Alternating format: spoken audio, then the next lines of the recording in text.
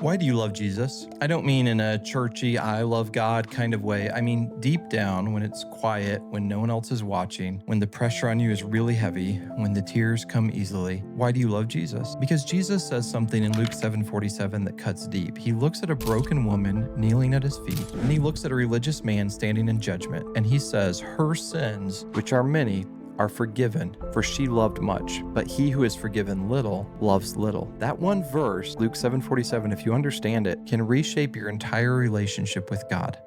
So let's go there together. Let's first of all set the scene. I want you to imagine the moment. Jesus is invited to the home of a Pharisee, a religious leader named Simon.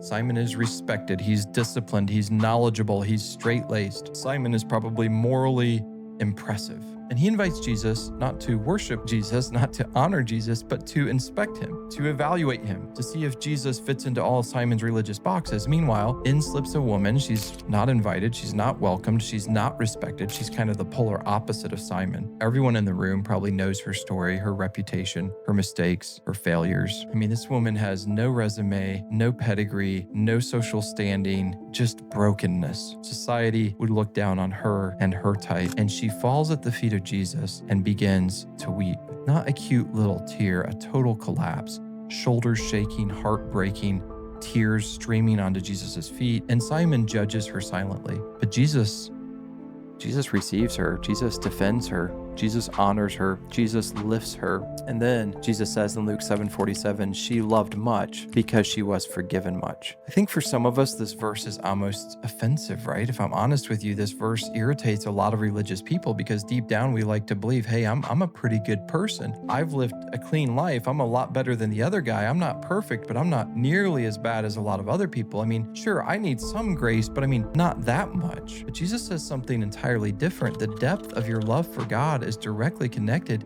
to the depth of your awareness of how much you've been forgiven. The Pharisee didn't love Jesus much because he didn't think he needed forgiveness. He didn't think he was that bad. He thought he was pretty good. He thought that Jesus came for sinners, the despicable ones, not respectable people. He thought forgiveness was for them, not for him. And Jesus says, he who is forgiven little loves little, not because he's forgiven little, but because he believes he's forgiven little. Self-righteousness shrinks your love for God. It shrinks my love for God. Your love for God is not about personality, right? You know this, but you need to hear it again. Your love for God is not based on how emotional you are, how expressive you are, how extroverted you are. Thank God for that, because some of us are introverts. How consistent your quiet time is, or how good you've been this past week. No, your love for God is not dependent on those things. Your love for God grows when your awareness of his forgiveness grows. That's why brand new Christians often love Jesus so intensely. They can't stop talking about him because they know where he pulled them out of. They remember the pit. They know the chains that fell off, but something dangerous can happen over time. Over time, the longer we've been saved, we tend to forget. We get respectable, we get polished, we get all religious. We start to think that we're fine, and our love for God cools, not because God changed, but because we forgot how desperately we need him. Listen to me, the depth of your worship, the passion in your prayers, the tenderness in your heart, the joy in your obedience, it doesn't come from being better. It comes from remembering, I once was lost, but now I'm found, was blind, but now I see. Think about the author of Amazing Grace. I mean, John Newton did some despicable things before his salvation, right? He was a slave trader. I want you to take a deep breath right now. Like seriously, just breathe in, hold it,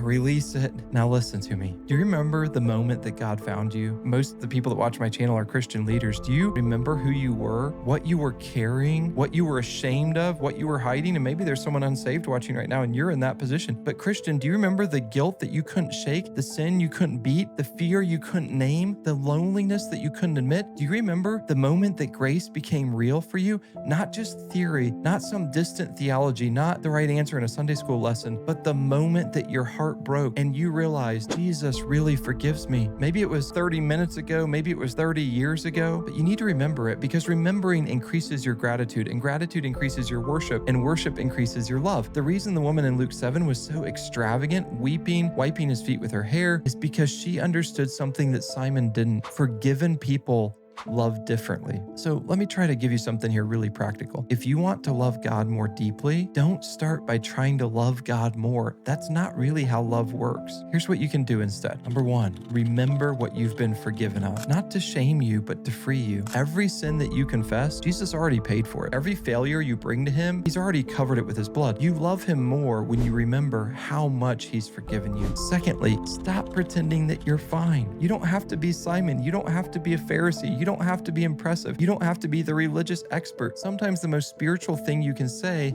is, "Oh, dear Jesus, I need you." That simple sentence can ignite your love again. Thirdly, come closer instead of performing harder. The woman got close. The Pharisee stood at a distance. Your love grows not by performing for God, but by sitting at his feet. Pour your tears out. Pour your fears out. Pour your failures out. Jesus never pushes away a humble heart. Fourthly, pray a simple prayer like this. It doesn't have to be these exact words, but something like this. Lord, show me the depth of your forgiveness. Because if you see it, you'll love him more. Not because you tried, but because gratitude just overwhelms you. It's like you can't do anything else. When God shows you the depth of his forgiveness, what he's forgiven you of, let me close with this. I want to speak directly to you, hopefully to your heart. You are not the Pharisee in this story. I hope you're not. I hope you're the beloved woman at his feet. You may feel unworthy, but he calls you forgiven. You may feel broken, but he calls you loved. You may feel disqualified, but he welcomes you with open arms. Luke 7:47 is not just her story, it's your story. You love Jesus not because you're spiritual, but because he saved you. You love him not because you're so strong, but because he rescued you. You love him because he forgave you more than you'll ever fully comprehend. So today, fall at his feet again. Let the tears come if they need to. Love much. Why? Because you've been forgiven much, and so am I. If this encouraged you, if it lifted your heart even a little, maybe leave a comment like, Lord, thank you for forgiving me so much. And we can pray for each other even as you leave comments. Keep walking in grace, keep loving deeply, and never forget, forgiven people love differently. We've all been forgiven so much if we're believers in Jesus Christ, so we should love so much. Thank you for watching. I hope the video was an encouragement to you. If so, consider maybe giving it a thumbs up, sharing it with a friend, leaving a comment, or subscribing to this channel if you haven't already. And I hope that you have a wonderful, wonderful day walking with your Savior who's forgiven you of so